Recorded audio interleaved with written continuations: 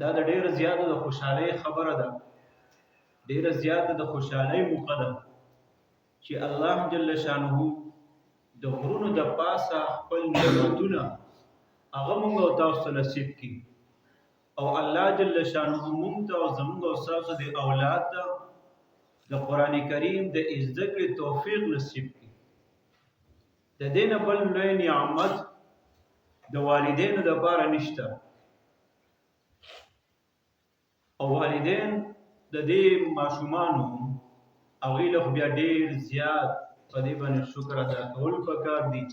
چې الله تعالی ډېر لوی نعمتونه نصیب کړو. او زه عرضه کې ویم چې د کم والدینو بچو ته قرآن کریم نصیب شي، نو په هغه ورځ باندې زما خپل خیال دا دی چې د والدینو لپاره به د دې نه بله غټه د خوشحالي موقع نه وي. دا یو فطرتي خوشحالي ده او یو قدرتي خوشحالي ده، ځکه حدیث مبارک کې راځي نبی کریم صلی الله علیه وسلم فرمایي په کوم ځای کې چې قرآن کریم لوستل کېږي، کومو مدارسو کې، کومو جماعتونو کې، په کومو کورونو کې چې خلک د قرآن کریم زده کړه او ښوول کوي او د هغې تلاوت کوي، نو په هغه ځای باندې الله جل شانه خپله سکینه نازلوي. او سکینه نه مراد رحمت د الله جل شانه دی. دا د الله ډېره لوی مهرباني ده، ډېر لوی رحمتونه د الله دي. موږ ته خو د دې احساس نه کېږي، خو د دې احساس په دغه مور او پلار ته په ورځ د قیامت باندې کېږي.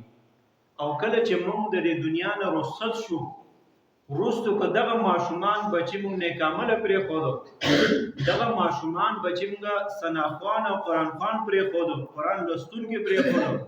قرآن کریم باندې عمل کوونکي پرېښودو، نو د مرګ نه وروسته به د دې احساس ما او تا ته کېږي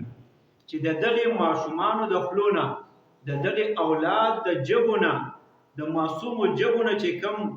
د الله جل شانه د عظیم الشان کلام تلاوت کېږي، حرف در حرف الله جل شانه والدینو ته اجر الثواب رسي. اصل نعمت خدا دی، اصل رحمت د الله جل شانه خدا دی. دنیا خو ټیک ته نعمت دی، دنیا ورکړه دا ټیک ته چې د الله رحمت دی،